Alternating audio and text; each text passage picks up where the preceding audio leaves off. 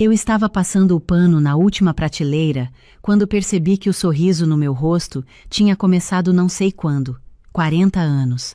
E era a primeira vez que eu tinha um espaço de trabalho que era completamente meu. Não a mesa da sala onde passei 6 anos com o notebook espremido entre o porta-controles e o vaso de planta que o meu marido insistia em deixar exatamente ali. Não o canto do quarto improvisado com uma cadeira de escritório que ficava presa no tapete toda vez que eu tentava recuar. Um cômodo inteiro, com porta, com chave, com a minha luz. A gente tinha comprado o apartamento com 2 quartos porque eu insisti. O meu marido queria o de 1 quarto, dizia que era mais em conta, que a gente não tinha filho, que ia sobrar espaço. Eu olhei para ele na frente do corretor, no corredor que cheirava a tinta nova, e disse com calma e com firmeza: "O 2º quarto é o meu escritório, não quando der, agora." Ele me olhou por um momento com aquela expressão de quem está avaliando se a conversa tem caminho. Não tinha. A gente assinou o de 2 quartos. Eu levei quase 4 meses organizando aquele cômodo. Não de uma vez, porque o dinheiro não permitia tudo junto, mas com escolha, com cuidado. A cadeira ergonômica que eu pesquisei durante 3 semanas antes de comprar, os 2 monitores que eu juntei ao longo de 1 ano de freelance guardado, a mesa em L que eu mandei fazer sob medida numa marcenaria do bairro, porque nenhuma prateleira pronta cabia do jeito certo na parede com a janela, e a estante. A estante era o centro de tudo.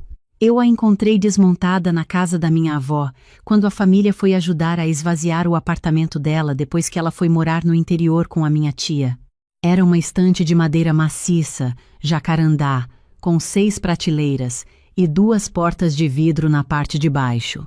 Estava coberta de poeira, com uma das dobradiças torta e o verniz descascado em 3 lugares.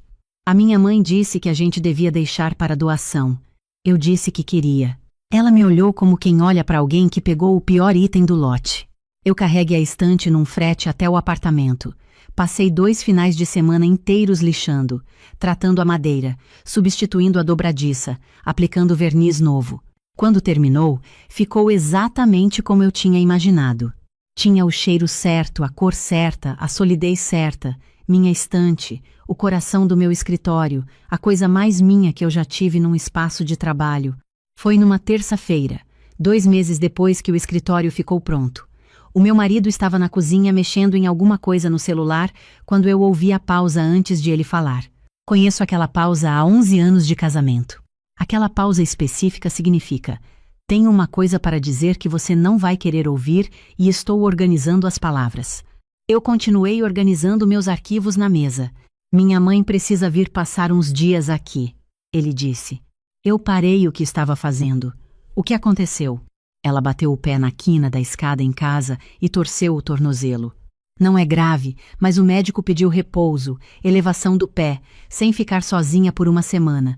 A minha irmã não pode porque está com os filhos pequenos e meu irmão mora longe. Quanto tempo? Ele olhou para o teto por 2 segundos. 1 semana, talvez 10 dias. Eu respirei devagar. Dona Sônia, eu gosto da minha sogra. Ela tem 64 anos, é aposentada do magistério, conta histórias longas com começo, meio e 3 finais alternativos, e tem o hábito de reorganizar qualquer ambiente onde ela entra como forma de expressar cuidado. Ela chega na sua casa e já está arrumando a pia, dobrando o pano de prato do jeito que ela acha certo, colocando as frutas em outra posição na fruteira. Não é maldade, nunca foi. É o jeito dela desde sempre, pelo que o Eduardo conta desde a infância. 1 semana no apartamento com o meu escritório logo ali. Você já confirmou para ela? A pausa que veio depois não era uma pausa, era uma resposta. Eduardo, eu disse devagar. Ela não tem como ficar sozinha, Renata. E hotel para minha mãe com o tornozelo assim não faz sentido. Eu me virei para ele de frente. Você podia ter me consultado antes de confirmar. Eu ia te contar. Você está me contando agora que ela já tem data de chegada. Ele ficou olhando para o celular na mão. Chega sexta-feira de manhã, ele disse mais baixo. Eu me virei de volta para a mesa. Não porque estava ignorando, mas porque quando eu fico com raiva e falo direto da raiva, as coisas certas chegam tortas do outro lado. Eu precisava de um momento. Terminei de organizar o que estava fazendo em silêncio. Ele ficou esperando porque em 11 anos ele também aprendeu a ler o meu silêncio. O problema não era a Dona Sônia, o problema era a sequência. Ela precisa de ajuda, ele decide, me avisa depois. E eu apareço no final como detalhe do apartamento onde eu moro e pago metade do aluguel. E tinha mais. O único cômodo disponível para ela ficar com o pé elevado e confortável era um quarto de hóspedes que eu não tinha, porque o segundo quarto era o meu escritório. O que significava que Dona Sônia ia dormir no sofá ou que eu ia precisar ceder alguma coisa. E eu sabia, enquanto ficava de frente para minha tela, qual coisa seria pedida para ser cedida. Naquela noite a gente conversou de verdade. Uma dessas conversas que começam contidas e vão ficando mais honestas à medida que o apartamento vai ficando quieto. Eu disse que me sentia excluída da decisão. Ele disse que eu tinha razão e que devia ter me ligado antes de confirmar. Eu disse que ele precisava entender o que o escritório significava para mim, não como cômodo, como conquista. Ele ouviu com atenção, daquele jeito que às vezes ele tem de ouvir com o corpo inteiro parado. No final ele disse, o escritório é seu, ninguém vai mexer lá. Minha mãe dorme no sofá com o pé elevado no apoio que a gente coloca na beirada, e pronto. Eu acreditei nele. Em 11 anos, quando ele promete olhando assim, ele cumpre. Dona Sônia chegou na sexta de manhã com uma mala média, uma sacola de tecido floral com remédios e biscoitos, e aquele sorriso dela que torna qualquer entrada mais barulhenta. Me abraçou com um abraço inteiro. Disse que eu estava mais bonita, me perguntou se eu tinha comido bem essa semana. Foi de cômodo em cômodo sem que ninguém tivesse convidado. Quando chegou na porta do escritório, ela abriu, ficou parada por um segundo e disse: Nossa, Renata, como ficou organizado. Eu vi que era genuíno. Ela fechou a porta sem entrar. Os primeiros 4 dias foram tranquilos. Dona Sônia é boa companhia quando ela está confortável. Ela cozinha de um jeito que faz o apartamento inteiro cheirar bem. Ela sabe fazer o Eduardo rir de um jeito que eu não consigo reproduzir, aquele riso de quando a gente volta para alguma coisa da infância. À noite, ela e eu assistíamos televisão enquanto o Eduardo dormia cedo porque acorda antes das 6.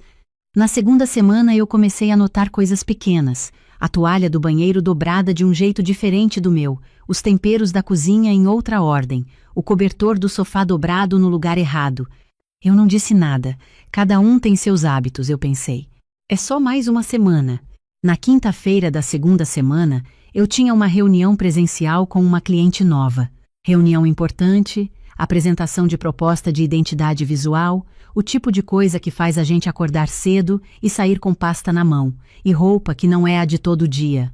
Antes de sair, passei pelo corredor e olhei para a porta fechada do escritório. Fechei por hábito, como sempre. Saí às 8h20 da manhã. Voltei às 5h40 com a reunião aprovada, o projeto confirmado e o humor bom. Abri a porta do escritório antes de largar a bolsa, antes de tirar o sapato, por hábito, e parei. A mesa em L tinha sido empurrada contra a parede do fundo, perdendo completamente o ângulo que eu tinha calculado para a luz da janela. Os 2 monitores estavam encostados um no outro, de lado, como se fossem caixas para guardar. Os livros técnicos que eu tinha organizado por categoria nas prateleiras estavam empilhados de qualquer jeito, alguns deitados em cima dos outros. Os cabos que eu tinha prendido com organizadores na parte de baixo da mesa estavam soltos, enrolados, jogados num canto. E a estante que eu restaurei, que eu trouxe da casa da minha avó, que era o coração daquele espaço, estava encostada lateralmente contra a parede de fundo, como se fosse um móvel qualquer, com os livros das prateleiras de cima retirados e colocados numa caixa no chão para abrir espaço. No lugar onde minha mesa deveria estar, perto da janela, na posição que eu tinha escolhido porque a luz da tarde entrava exata para trabalhar com cores sem reflexo na tela, havia uma cama improvisada, colchão inflável, travesseiro com fronha floral que eu reconheci da mala dela, cobertor dobrado com cuidado na beirada. Eu fiquei parada na porta sem conseguir calcular quanto tempo. A Dona Sônia apareceu no corredor atrás de mim apoiada na muleta de um lado só, com aquele sorriso de quem fez uma surpresa boa. Renata, que bom que você chegou. Eu dei uma organizada lá para aproveitar melhor o espaço. A cama inflável cabe certinho perto da janela, e assim eu paro de incomodar vocês no sofá da sala. O Eduardo me ajudou a empurrar a mesa mais cedo. Eu olhei para o Eduardo. Ele estava na entrada da sala de pé, olhando para o celular, com aquela postura de quem sabe que vai ter que responder por alguma coisa e está adiando o momento. O Eduardo me ajudou a empurrar a mesa. Eu sorri para a dona Sônia. O sorriso que eu faço quando estou segurando muita coisa e preciso de espaço antes de abrir a boca. Um sorriso que é uma pausa, não uma resposta. Que bom que está mais confortável, eu disse. E fui para o banheiro. Fechei a porta, sentei na beirada da banheira e fiquei olhando para o azulejo por alguns minutos. Havia um projeto com prazo para o dia seguinte. Uma apresentação final para uma cliente que tinha me indicado para 3 pessoas. A primeira entrega de uma relação que eu não podia começar mal. Eu precisava trabalhar naquela noite. Precisava dos monitores na posição certa, dos arquivos acessíveis, dos livros de referência onde eu sabia que estavam, da luz da janela que eu conhecia em cada horário. Eu trabalho com o olho e com a cabeça ao mesmo tempo, e quando o espaço está errado para mim, a cabeça fica errada junto. Peguei o celular e liguei para a minha amiga Carla. A Carla tem 42 anos, é advogada, foi casada 2 vezes e tem aquela capacidade rara de ouvir sem encher o silêncio com a opinião dela antes da hora certa. Eu contei. Ela ficou quieta por um momento. Ele ajudou a empurrar a mesa. Ela disse devagar, como quem está repetindo para ter certeza que ouviu direito. É o que estou pensando. E o projeto para amanhã? É o que estou pensando também. Ela respirou fundo. E o que você vai fazer? Não o que eu estava sentindo. Não se eu tinha razão. O que eu ia fazer, porque é fácil ficar com raiva e esperar passar. Eu sabia exatamente como isso terminava. Um ressentimento que vai se acumulando quieto até que um dia explode por uma coisa pequena que, na verdade, é a soma de tudo que ficou engolido. Eu tinha feito isso antes em outras situações, com outras pessoas. Eu sabia o gosto que deixava. Vou conversar com o Eduardo primeiro, eu disse. Boa, ela disse. E o escritório coloca de volta. Ela ficou quieta um segundo. Com ele te ajudando? Ela disse. Com ele me ajudando? Eu disse. Ela deu um riso curto. Vai lá. Naquela noite, depois que a dona Sônia foi para o escritório improvisado, eu chamei o Eduardo para a cozinha. Fechei a porta, sentei na cadeira, coloquei as mãos sobre a mesa e olhei para ele. Me conta o que aconteceu hoje, eu disse. Ele ficou de pé perto da bancada com aquela postura de quem sabe que a conversa vai ser difícil e não tem saída. Minha mãe disse que o sofá estava incomodando a coluna dela além do tornozelo. Ela viu o escritório e perguntou se podia usar só para essa última semana.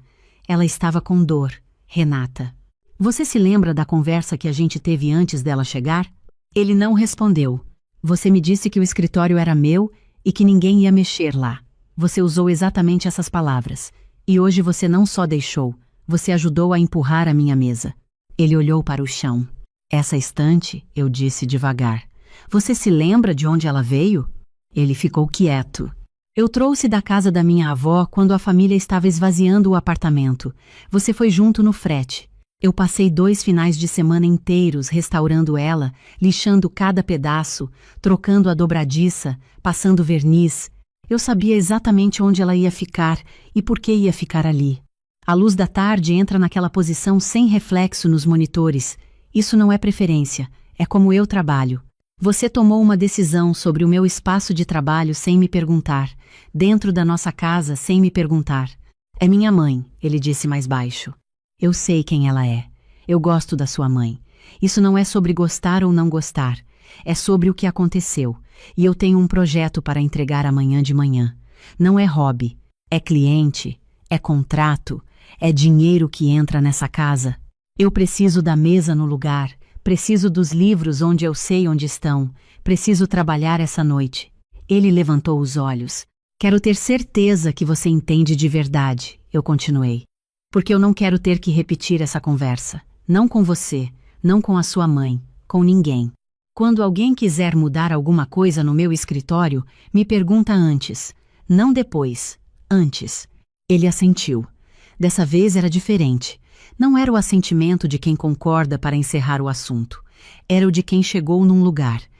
Eu vou ajudar a colocar tudo de volta agora, ele disse. Era quase 10h30 da noite. Eu sei, eu disse. Você precisa me ajudar a trabalhar. A gente ficou no escritório por quase 1 hora. Ele empurrou a mesa de volta para o lugar certo, perto da janela, no ângulo exato. Eu reposicionei os monitores, reconectei os cabos nos organizadores, recoloquei os livros nas prateleiras por categoria. Os livros de referência de tipografia, os de teoria das cores, os cadernos de projetos por ano, cada coisa no lugar que eu sabia onde estava. Quando terminou, eu fiquei parada no meio do cômodo olhando para a estante restaurada sob a luz do abajur que eu tinha escolhido porque a temperatura de cor era certa para trabalhar com paleta. Era meu escritório de novo. O Eduardo ficou parado na porta, olhando para o espaço, para mim, para a estante. Desculpa, ele disse. De verdade. Eu sei, eu disse. Obrigada por ajudar a arrumar. Ele foi dormir. Eu fiquei trabalhando até 00:40. O projeto ficou pronto, ficou bom, e eu mandei para a cliente às 12:51 com o humor intacto. Na manhã seguinte, desci antes de todo mundo. Coloquei a chaleira para ferver, fiz café no coador de pano que eu uso desde os tempos de faculdade, porque sou assim com as minhas preferências, e não tenho vergonha nenhuma disso. Fiquei de frente para a janela da cozinha, olhando para a rua ainda escura lá embaixo, para o padeiro abrindo o toldo da padaria do outro lado. Quando a dona Sônia desceu apoiada na muleta, ela parou no corredor. A porta do escritório estava entreaberta com a luz acesa. Ela ficou parada olhando pela fresta por um momento. Eu vi no rosto dela o instante em que ela entendeu. Bom dia, eu disse genuinamente. Você colocou tudo de volta. Não era pergunta. Coloquei. Quer café? Ela ficou parada mais um momento, depois veio devagar até a cozinha e sentou na cadeira da bancada. Colocou as mãos sobre a mesa com aquele gesto dela de quem está se preparando para falar alguma coisa importante. Renata. Eu coloquei a xícara dela na frente, sentei do lado oposto e olhei para ela. Sem raiva, sem acusação. Com aquela clareza que eu estava aprendendo nos últimos anos a reconhecer como minha. Eu sei que você quis ajudar. Eu disse. Eu te conheço há 11 anos, Sônia. Eu sei que o seu coração é bom. Ela abriu a boca. Mas aquele cômodo não é quarto de hóspede. Eu sei que parece. Tem porta, tem janela, cabe uma cama. Mas não é. É o meu escritório. É onde eu trabalho. É o que eu construí depois de anos trabalhando na mesa da sala sem espaço, sem luz, sem nada que fosse só meu. Cada coisa lá dentro está no lugar porque eu pensei onde ia ficar. E quando você mudou, sem me perguntar, você não mudou só um móvel. Você desfez o trabalho de meses. Ela ficou olhando para a xícara. Eu precisava trabalhar ontem à noite. Projeto com prazo, cliente nova, uma indicação importante. Eu cheguei em casa sem a minha mesa no lugar e precisei arrumar tudo antes de poder sentar e trabalhar. Isso não é pequeno para mim. A dona Sônia ficou quieta por um momento longo. Quando ela levantou os olhos, havia alguma coisa diferente neles. Não era defensividade, era reconhecimento. Eu faço isso, ela disse baixinho. Eu fiquei quieta porque ela estava chegando em alguma coisa, e isso merecia espaço. Eu entro num lugar e começo a reorganizar porque acho que estou ajudando. Sempre achei. Minha mãe reclamava quando eu era menina. O meu ex-marido reclamava. O Eduardo reclamava quando era adolescente. E eu mexia no quarto dele. Eu sempre achei que estava cuidando. Nunca parei para pensar que cuidar podia precisar de uma pergunta antes. Eu ouvi sem interromper, porque ela não estava me dando uma explicação para se defender. Ela estava me contando uma coisa real sobre ela mesma. Isso é diferente e merece atenção diferente. Eu devia ter perguntado, ela continuou. Devia ter perguntado para você antes de pedir para o Eduardo. E devia ter perguntado para você antes de entrar naquele cômodo. Não fiz nenhuma das duas coisas. Obrigada por falar isso, eu disse. Ela tomou um gole do café. A gente ficou em silêncio por um momento. O tipo de silêncio que não é vazio, que tem peso e temperatura. Eu posso continuar no sofá, ela disse. O tornozelo já está melhor. Aguento mais uma semana. Eu olhei para ela por um segundo. A inflável fica no nosso quarto essa semana, eu disse. Você dorme no quarto de verdade, com colchão de verdade, com porta, com o pé elevado do jeito que o médico pediu. Ela me olhou. Você faria isso? Você está aqui há 10 dias com um tornozelo torcido dormindo num sofá, eu disse. Isso eu posso fazer. Ela ficou me olhando com uma expressão que eu não soube nomear na hora, mas que guardei. Uma mistura de gratidão e surpresa e alguma coisa mais funda que não tinha palavra fácil. O Eduardo desceu meia hora depois, com aquela postura de quem está se preparando para uma manhã difícil. Quando chegou na cozinha e nos viu as duas sentadas com café e expressão tranquila, ele parou na entrada com aquela cara de quem não entende o que aconteceu, mas está aliviado que aconteceu. Café? Eu perguntei. Sim, ele disse com um sorriso que era mais alívio do que alegria. Depois que a dona Sônia foi tomar banho, ele ficou comigo na cozinha, me olhou por um momento. Vocês conversaram? Conversamos. Como foi? Honestamente, eu disse. Não precisava ser difícil, só precisava ser verdadeiro. Ele ficou me olhando com uma expressão que eu conheço bem, mas nunca consigo descrever direito. Uma mistura de orgulho e de reconhecimento, e de algo mais quieto que fica embaixo das duas coisas. Você é incrível, ele disse. Eu sei, eu disse, e sorri. Os últimos 4 dias da estadia foram completamente diferentes. A dona Sônia perguntava antes de qualquer coisa: posso usar essa frigideira? Posso colocar o casaco aqui? Esse lugar está sendo usado? Eram perguntas pequenas, mas mudavam tudo no clima do apartamento. A tensão que eu nem tinha percebido que estava carregando quieta foi embora, e alguma coisa mais aconteceu que eu não estava esperando. A gente ficou mais próximas. Tem um tipo de aproximação que só acontece depois que você para de fingir que está tudo bem e fala o que é verdade com cuidado. Um espaço mais limpo entre as pessoas, sem aquela camada de cortesia que a gente coloca para não incomodar e que com o tempo vai engrossando até não deixar mais nada passar de verdade.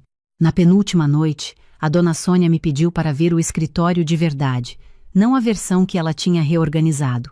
O escritório como ele era. Eu abri a porta e acendi a luz. Ela entrou devagar, como quem entra num lugar que entende que tem significado. Ficou olhando para a estante, passou os dedos levemente na madeira da lateral da prateleira do meio. Essa madeira é antiga, ela disse. Jacarandá, eu disse. Era da casa da minha avó. Ela virou para mim. Você restaurou? Passei 2 fins de semana. Lixei tudo, troquei a dobradiça, dei verniz novo. Ela ficou olhando para a estante por um momento, depois olhou para mim com uma expressão diferente da que eu conhecia nela. Eu não sabia, ela disse. Não tinha como saber, eu disse, mas é por isso que ela importa tanto. Não é porque é bonita, é porque tem a minha avó dentro dela, e tem 2 fins de semana meus. E tem a decisão que eu tomei de não deixar ela ir para a doação quando todo mundo achava que era só um móvel velho. Ela ficou quieta.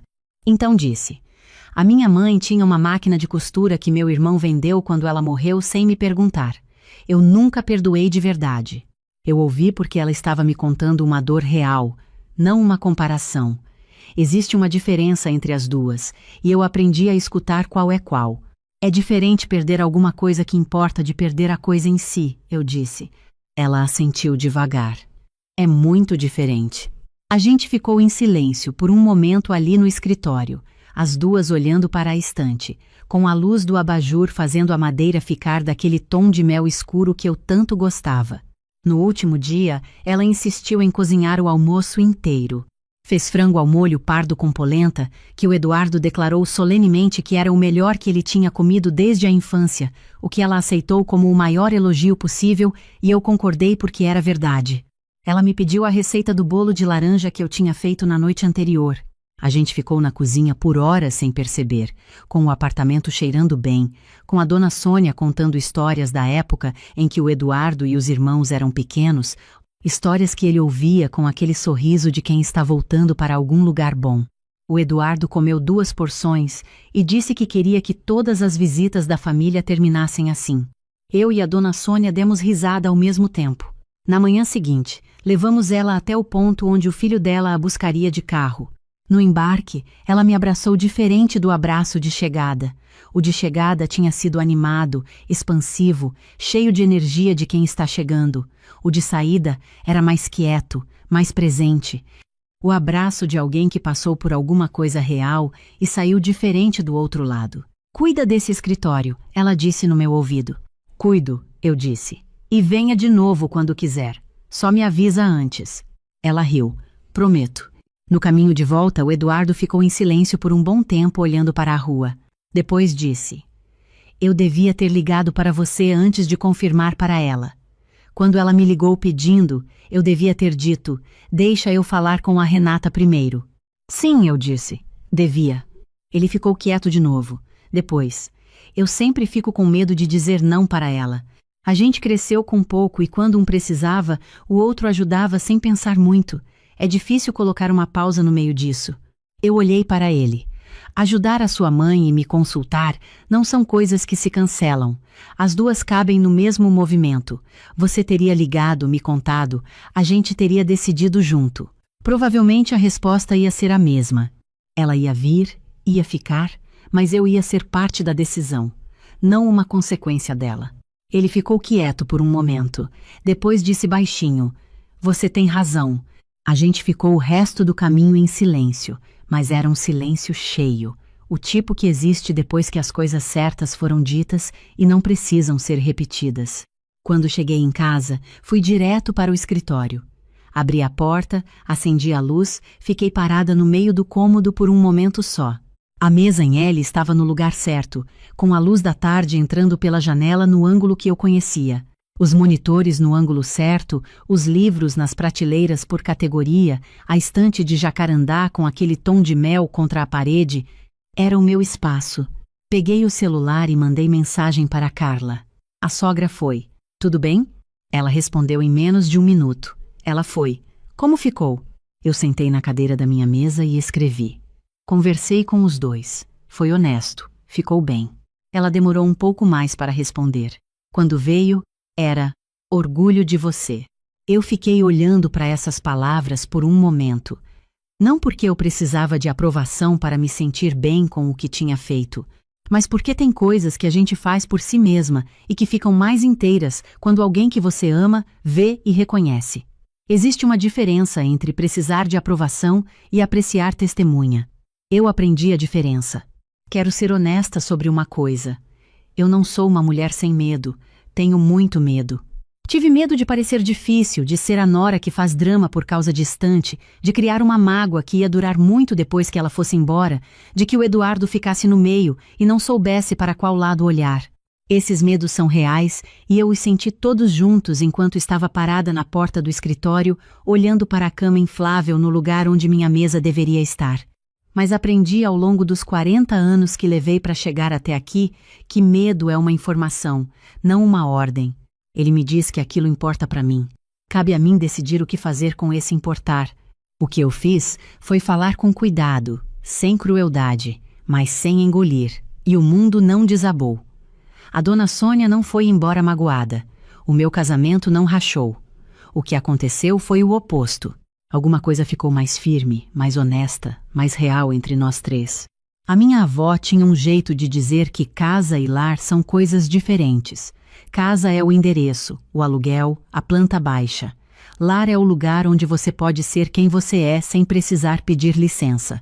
Onde as pessoas ao seu redor, mesmo quando erram, são capazes de ouvir e de mudar. Eu sempre quis um lar. E estou aprendendo que construir um lar não é sobre ter o espaço certo ou os móveis no lugar certo. É sobre ter a coragem de dizer: isso é meu, isso importa para mim, sem se desculpar por isso. Para as pessoas que você mais ama, exatamente porque você as ama.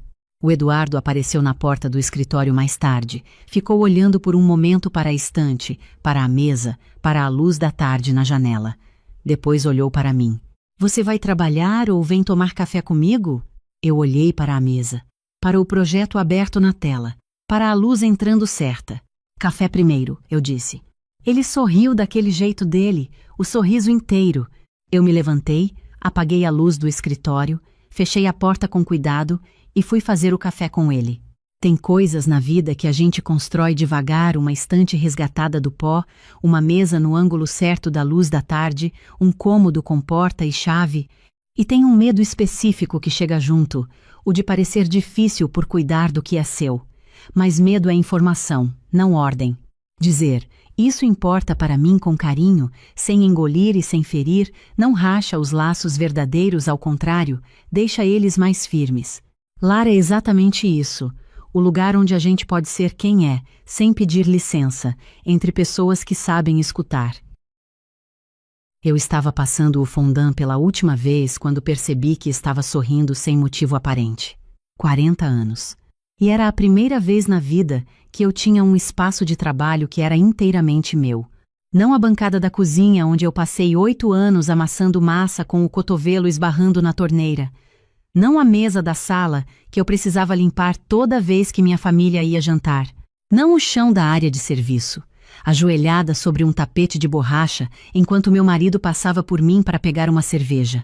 Um cômodo inteiro, com porta, com prateleiras até o teto, com a minha bancada de mármore que eu escolhi pedra por pedra numa marmoraria em Campinas numa tarde em que o dono achou que eu estava brincando, até eu pagar. A gente tinha comprado o apartamento com 3 cômodos porque eu tinha insistido no terceiro. Meu marido queria o de 2 quartos, dizia que era mais barato, que a gente não tinha filho morando em casa, que o espaço ia sobrar. Eu olhei para ele no corredor do imóvel e disse com toda a calma que eu tinha: o terceiro cômodo é o meu cantinho de confeitaria, não no futuro. Agora, ele me olhou como quem está calculando se vale a pena abrir uma discussão. Não valeu. A gente fechou o contrato com 3 cômodos. Eu levei quase 1 ano montando aquele espaço. Não de uma vez, porque o dinheiro não chegava para tudo ao mesmo tempo, mas com escolha, com paciência, com a clareza de quem sabe exatamente o que quer. A batedeira planetária veio primeiro, porque sem ela nada funcionava. Depois as prateleiras de inox que eu mandei fazer sob medida em uma serralheria do bairro, com o cara medindo 3 vezes porque eu não parava de pedir para ajustar 1 centímetro. Depois os potes de vidro, todos da mesma linha, todos do mesmo tamanho, organizados por categoria, porque quando estou no meio de uma receita, preciso encontrar a baunilha em menos de 4 segundos sem precisar pensar. E a bancada? A bancada era o coração do cômodo. Eu a encontrei numa marmoraria pequena em Campinas durante uma viagem de trabalho. Era uma pedra de mármore branco, com veio cinza, que o dono tinha guardado no fundo do depósito, porque ninguém queria pagar o preço que ela merecia. Eu entrei, vi, fiquei parada na frente dela por um tempo que provavelmente pareceu estranho para o dono e disse quanto eu ia pagar. Ele disse outro número. A gente negociou por 20 minutos, até chegar num valor que nos deixou os dois levemente insatisfeitos, e eu aprendi que é exatamente esse o sinal de um preço justo. Eu trouxe a bancada numa transportadora. Instalei com um marmorista que cobrou caro, mas trabalhou bem. Quando ela ficou pronta, eu passei a mão na superfície fria e pensei: é aqui que eu trabalho de verdade. Não mais improvisada, não mais pedindo licença para o espaço dos outros. Eu faço bolos personalizados há 12 anos. Comecei na cozinha de casa, com o forno de uma porta que aquecia de um jeito só, vendendo para vizinhas e colegas de trabalho. Fui crescendo devagar, com indicação, sem pressa, mas com consistência. Hoje eu tenho agenda, tenho clientes fixos, tenho uma lista de espera para datas especiais. Não é um hobby, é o que paga uma parte importante das contas da nossa casa todos os meses. E durante 8 anos eu fiz tudo isso na beira da pia, dividindo espaço com a louça do jantar e o suporte de esponjas. Ter o cantinho mudou tudo, não só na prática, mas em alguma coisa mais funda, que é difícil de explicar para quem nunca trabalhou sem ter um lugar de verdade para isso. Foi numa terça-feira que o meu marido entrou na sala com aquela pausa antes de falar. Eu conheço essa pausa. 13 anos de casamento ensinam a ler o corpo do outro como um segundo idioma, e aquela pausa específica significava: tenho uma coisa para dizer que você não vai gostar e estou pensando no melhor ângulo de entrada. Eu continuei organizando os corantes em gel por tom, do mais claro para o mais escuro, da esquerda para a direita, porque eu preciso de uma lógica visual para trabalhar. Minha mãe vai vir nos ajudar por um tempo, ele disse. Eu coloquei o corante vermelho no lugar dele. Ajudar com o quê? Depois da cirurgia, você sabe que vou precisar de apoio nos primeiros dias. Fisioterapia, medicação, não posso dirigir. A cirurgia no joelho do meu marido estava marcada para daqui a 2 semanas. Procedimento eletivo, já planejado, já conversado. O que eu não sabia era que alguém ia ser chamado para nos ajudar. Por quanto tempo? Eu perguntei.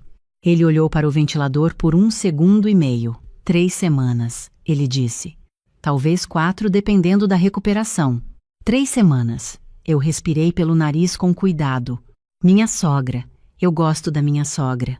Dona Helena tem 67 anos, é aposentada, costura, faz crochê, cozinha bem e tem aquele costume específico de pessoas criadas em casa grande de reorganizar os ambientes ao redor como um ato de afeto. Ela entra na sua casa e dobra as toalhas diferente, ajeita os travesseiros, coloca os sapatos em fila, porque para ela é cuidar. Sempre foi. Não tem maldade. Nunca teve. É o jeito dela de dizer que está presente. E eu ia ter ela no apartamento por 3 semanas, possivelmente 4, com o meu cantinho logo ali pela metade do corredor. Você já confirmou? Eu perguntei. A pausa que veio não era uma pausa, era a resposta. Marcos, eu disse o nome dele devagar. Ela já queria vir quando eu operei o ombro no ano passado, ele disse. Dessa vez eu não tive coragem de pedir para não vir. Eu virei para ele de frente. Você podia ter me consultado antes de confirmar. Eu ia te contar. Você está me contando agora com data de chegada marcada. Quando chega? Sábado, ele disse, mais baixo. Eu virei de volta para os corantes, não porque estava ignorando ele.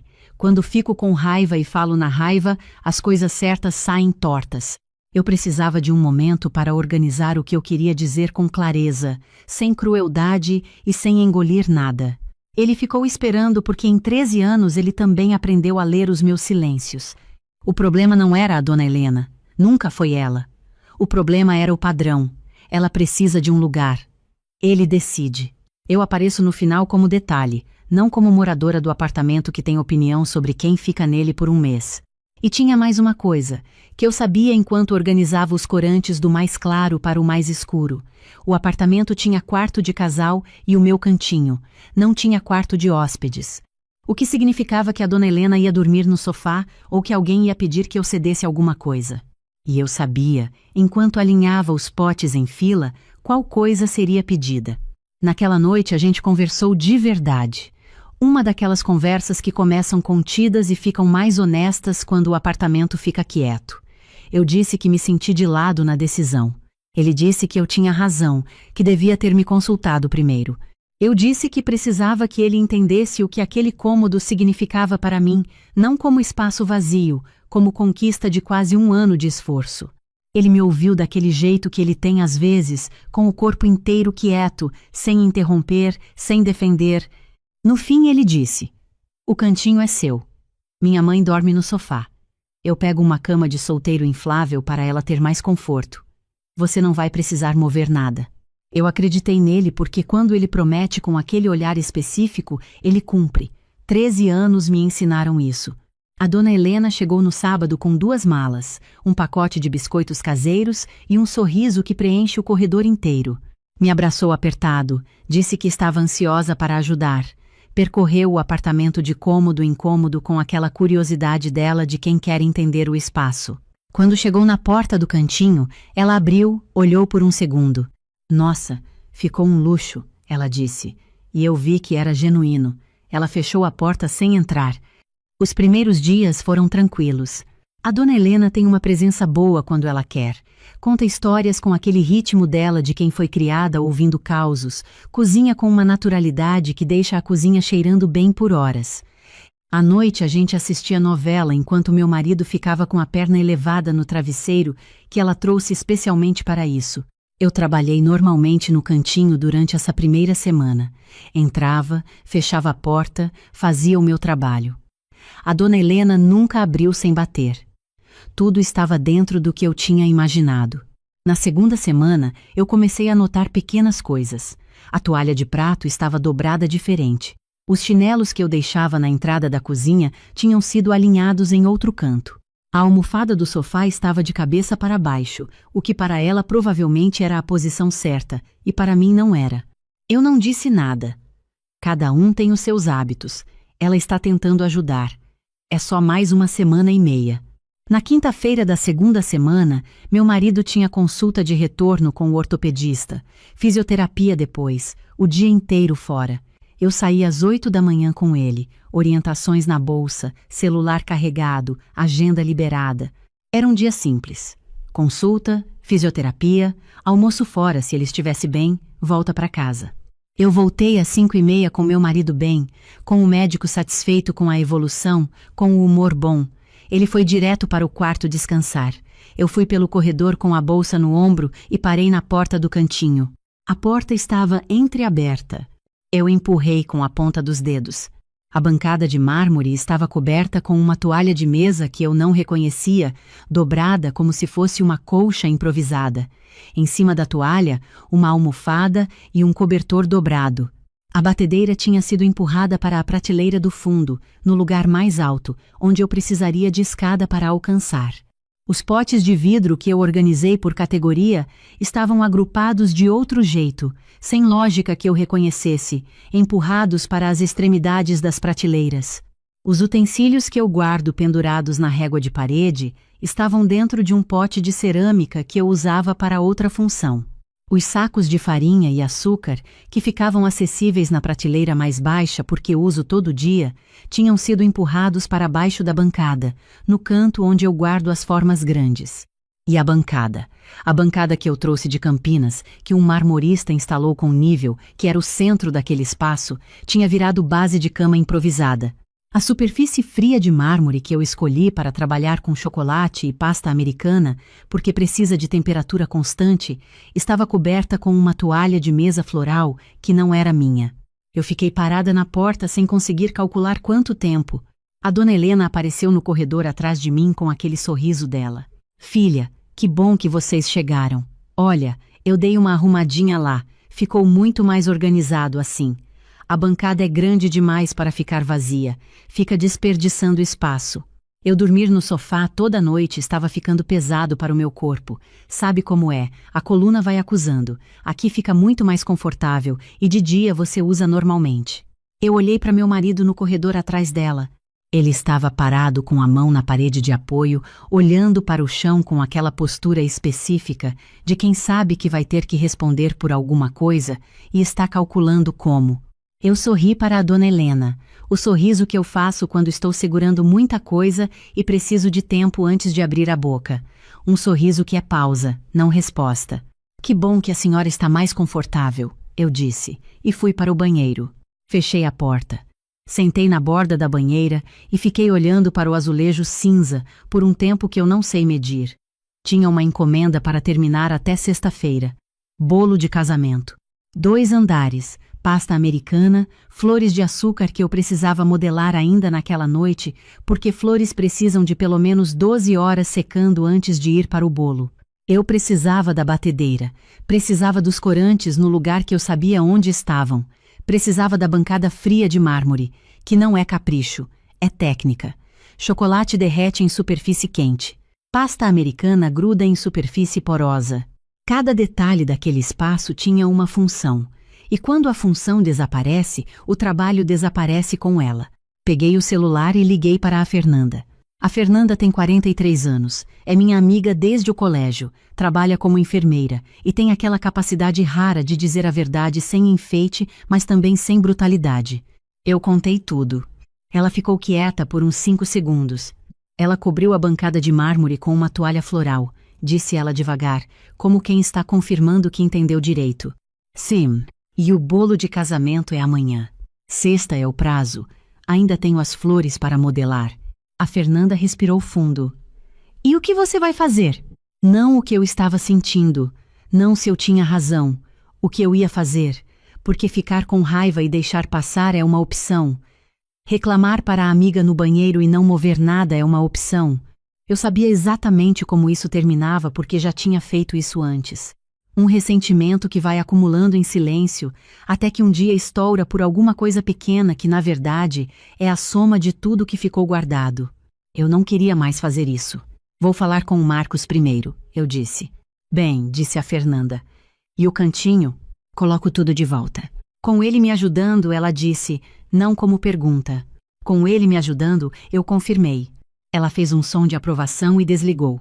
Naquela noite, depois que a dona Helena foi para o cantinho dormir, eu chamei meu marido para a varanda, fechei a porta de vidro, sentei na cadeira de palha que a gente comprou numa feira e olhei para ele. Me conta o que aconteceu hoje, eu disse. Ele estava de pé encostado no parapeito, a perna operada levemente estendida, com aquela postura de quem sabe que a conversa não vai ser curta, mas não tem como desviar. A coluna dela está incomodando, Bea. O sofá é duro. Ela foi lá ver o cômodo e disse que cabia bem. Eu não soube dizer não. Ela é sua mãe, eu disse. Eu entendo. Mas você se lembra do que você me prometeu quando a gente conversou antes dela chegar?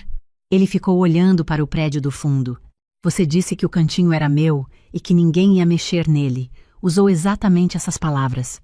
E hoje, quando eu cheguei em casa depois de um dia inteiro fora com você cuidando da sua recuperação, a minha batedeira estava no lugar mais alto da prateleira, e a minha bancada de mármore estava coberta com uma toalha floral. Minha bancada de mármore, eu disse com calma. Sabe de onde veio essa bancada? Eu fui buscar ela pessoalmente em Campinas. Passei um dia inteiro numa transportadora para trazer. Paguei um marmorista para instalar. Cada detalhe daquele espaço eu planejei porque preciso de um ambiente específico para trabalhar com chocolate e pasta americana. Não é frescura, é técnica, temperatura, superfície, organização. Quando você muda uma coisa, você desfaz o trabalho de meses. Ela é minha mãe, ele repetiu, mais baixo dessa vez. Eu sei quem ela é, Marcos. Eu gosto da sua mãe. Isso não é sobre gostar ou não gostar, é sobre o que aconteceu. Você tomou uma decisão sobre o meu espaço de trabalho, na nossa casa, sem me perguntar. Ele ficou olhando para o chão. E eu tenho flores para modelar essa noite, continuei. Não é uma vontade, é um prazo, é uma cliente, é dinheiro que entra nessa casa. Eu preciso da bancada, preciso da batedeira acessível, preciso trabalhar essa noite. Ele levantou os olhos. Você tem razão. Preciso ter certeza que você entende de verdade, eu disse. Não quero ter que repetir essa conversa. Quando alguém quiser usar ou mudar qualquer coisa no meu cantinho, me pergunta antes, não depois, antes. Ele assentiu com um assentimento diferente dos outros que eu conheço nele. Não o de quem concorda para encerrar o assunto, o de quem chegou num lugar. Vou ajudar a colocar de volta agora, ele disse. São quase 10 da noite, eu disse. Eu sei, você precisa trabalhar. Ficamos os dois no cantinho por quase 1 hora. Ele tirou a toalha floral da bancada com cuidado, limpou a superfície com o pano específico que eu uso para mármore. Eu trouxe a batedeira de volta do alto da prateleira, um objeto de cada vez, cada coisa voltando para o lugar onde ela fazia sentido. Os potes de vidro por categoria, os utensílios na régua de parede, os sacos de farinha e açúcar na prateleira mais baixa. Quando terminou, eu fiquei parada no meio do cômodo olhando para a bancada no lugar dela, para a superfície fria refletindo a luz do LED que eu escolhi para a temperatura de cor ideal. Era meu cantinho de novo. Meu marido ficou parado na porta, olhou para o espaço, olhou para mim. Desculpa, ele disse, de verdade. Eu sei, eu disse. Obrigada por ajudar a arrumar. Ele foi dormir. Eu fiquei trabalhando. As flores de açúcar foram moldadas uma por uma. Rosa, folha, botão, pétala. Eu trabalhei até 00:40 com o cantinho inteiramente meu, com cada coisa no lugar que ela precisava estar, com a concentração que só chega quando o espaço está certo. Terminei com o humor intacto e as flores secando na bancada em fila, sobre papel vegetal, exatamente como deveriam estar. Na manhã seguinte eu acordei antes de todo mundo, fiz café no coador porque tenho essa preferência e não me envergonho dela, e fiquei sentada à mesa da cozinha olhando pela janela para o pátio interno do prédio. Eu ia ter que conversar com a dona Helena. Não por obrigação. Não para registrar formalmente que eu estava certa, mas porque o que havia acontecido merecia ser dito com cuidado, e eu não queria que a senhora passasse o resto da estadia sem entender o que tinha acontecido de verdade. Quando ela desceu, eu vi o momento em que ela percebeu. A porta do cantinho estava entreaberta. Ela parou no corredor, olhou pela fresta, ficou parada por um segundo. Bom dia, eu disse com calma genuína. Você colocou tudo de volta? Ela disse. Não era exatamente uma pergunta. Coloquei. A senhora quer café? Ela ficou parada mais um momento, então veio devagar até a cozinha, sentou na cadeira da bancada e pousou as mãos sobre a mesa com um cuidado que eu não estava esperando. Como alguém que está se preparando para dizer alguma coisa e quer que a postura do corpo combine com o que vem. Beatriz, ela disse. Eu coloquei a xícara dela na frente. Sentei do lado oposto e olhei para ela sem raiva, sem acusação, com a clareza que eu estava aprendendo a reconhecer como minha nos últimos tempos. Eu sei que a senhora quis ajudar, eu disse. Conheço a senhora há 13 anos, sei que o coração é bom. Mas, ela disse antes de eu terminar, mas aquele cômodo não é um canto sobrando. Eu sei que parece. Tem porta, tem janela, tem espaço suficiente para uma cama. Mas não é quarto de hóspedes. É onde eu trabalho. É o que eu construí ao longo de 1 ano depois de 8 anos trabalhando em cima da bancada da cozinha, dividindo o espaço com a louça do almoço. Ela ficou olhando para a xícara. A bancada que a senhora cobriu com a toalha, eu disse com voz tranquila. Eu fui buscar ela pessoalmente em outra cidade. Não porque era mais barata, porque era a pedra certa para o que eu preciso. Mármore é frio. Chocolate e pasta americana precisam de superfície fria para trabalhar. Cada objeto naquele cômodo está onde está por um motivo que tem a ver com o meu trabalho. Quando muda, não é só o visual que muda. É o processo inteiro. Ela levantou os olhos. Eu nunca tinha pensado nisso. Não tinha como saber, eu disse. Mas é por isso que importa tanto. Ontem à noite eu precisava modelar flores de açúcar para um bolo de casamento com prazo hoje. Se eu não tivesse colocado tudo de volta, não ia conseguir trabalhar direito. Isso não é pequeno para mim. A dona Helena ficou quieta por um tempo longo. Quando ela voltou a falar, tinha alguma coisa diferente na voz. Não defensividade, reconhecimento. Eu faço isso, ela disse devagar. Entro num lugar e começo a arrumar porque acho que estou sendo útil. Nunca pergunto antes. Fiz isso a vida inteira.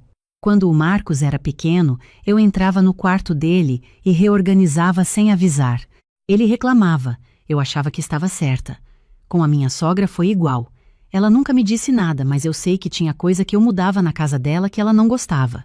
Nunca parei para entender por que incomodava. Eu ouvi com atenção, não porque precisava ouvir para perdoar alguma coisa.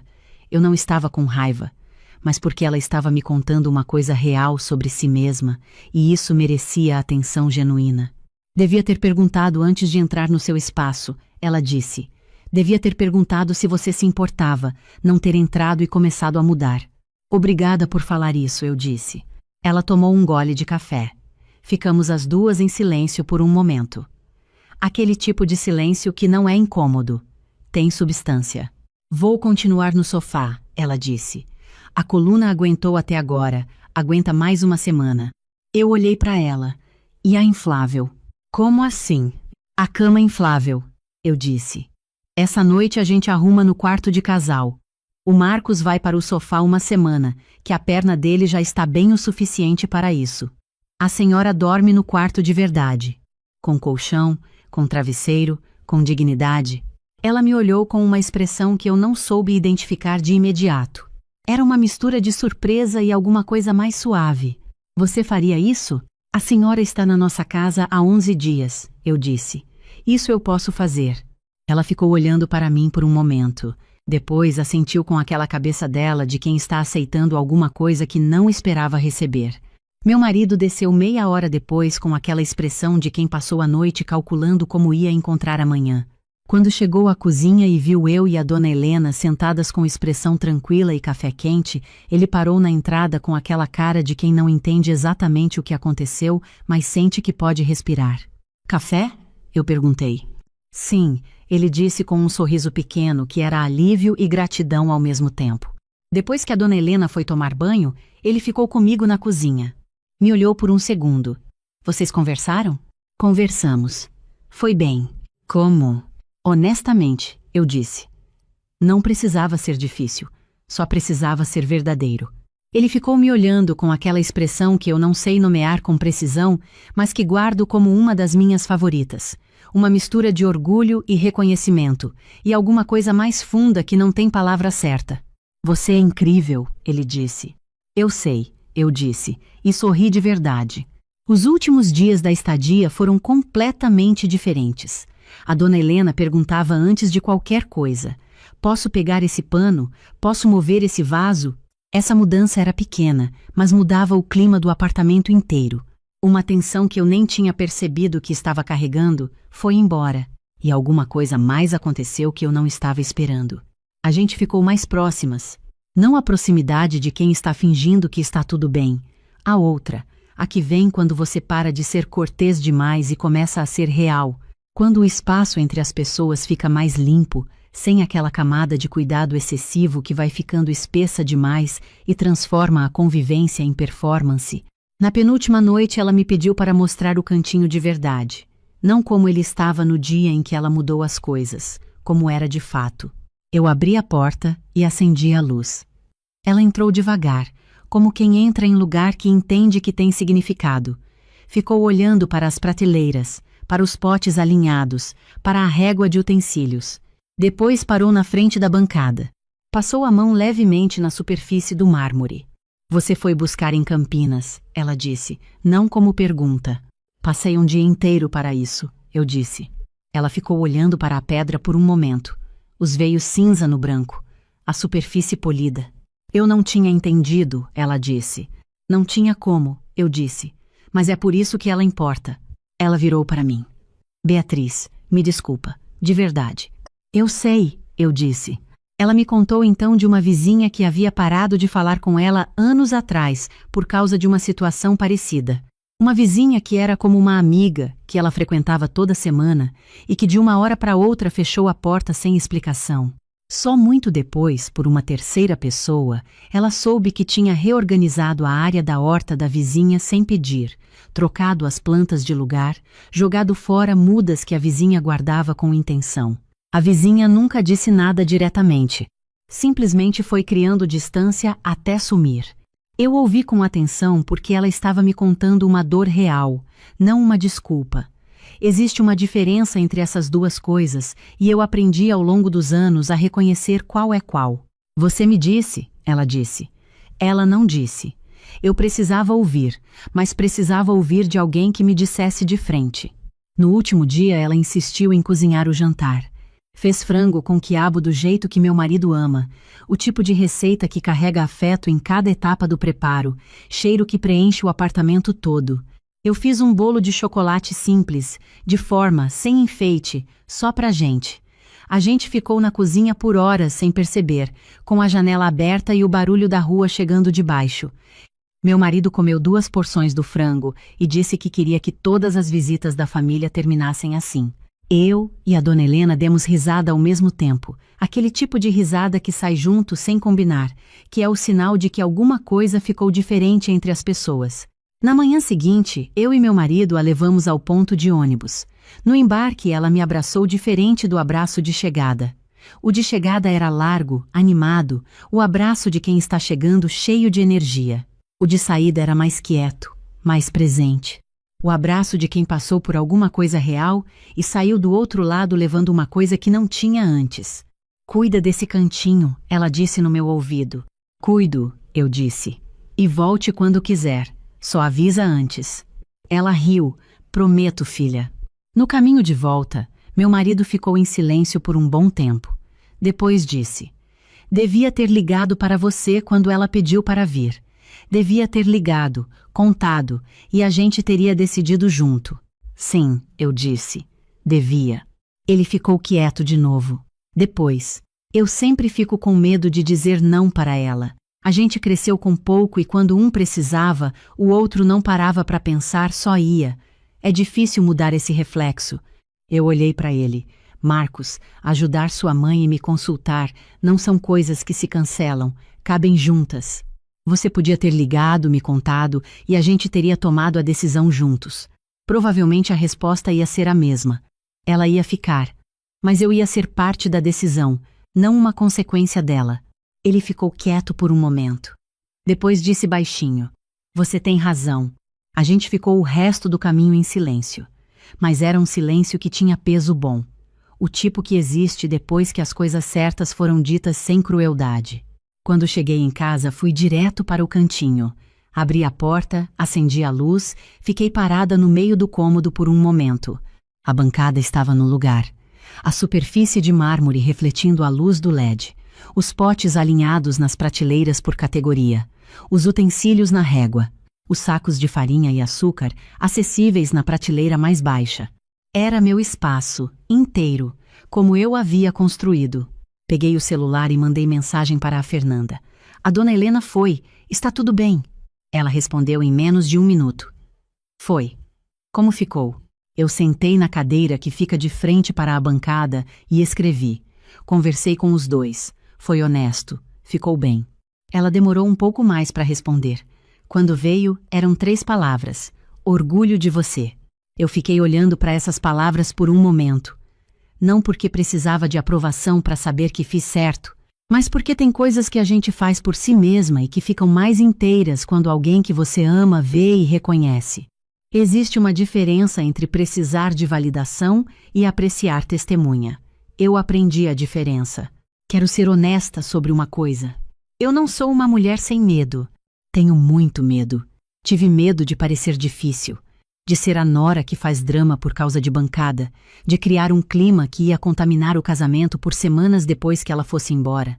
Esses medos são reais. Eu os senti todos ao mesmo tempo quando estava parada na porta do cantinho olhando para a toalha floral em cima do meu mármore. Mas aprendi ao longo dos 40 anos que levei para chegar até aqui que medo é uma informação, não uma ordem.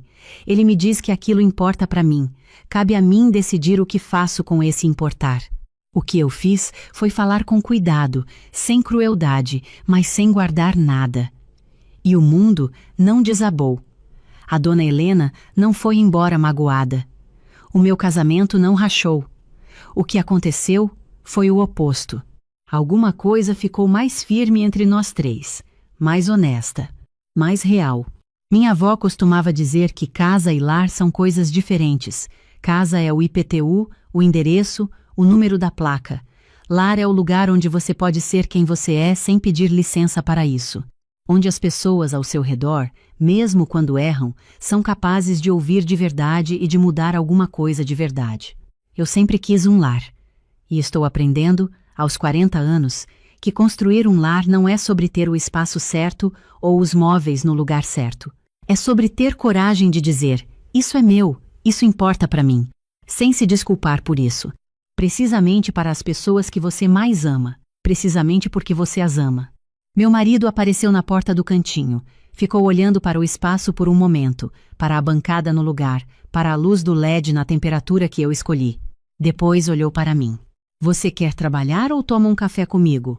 Eu olhei para a bancada, para o projeto que estava esperando, para o mármore limpo refletindo a luz certa. Café primeiro, eu disse. Ele sorriu daquele jeito dele que é o sorriso inteiro, sem reserva. Eu me levantei, apaguei a luz do cantinho, fechei a porta com cuidado e fui fazer café com ele.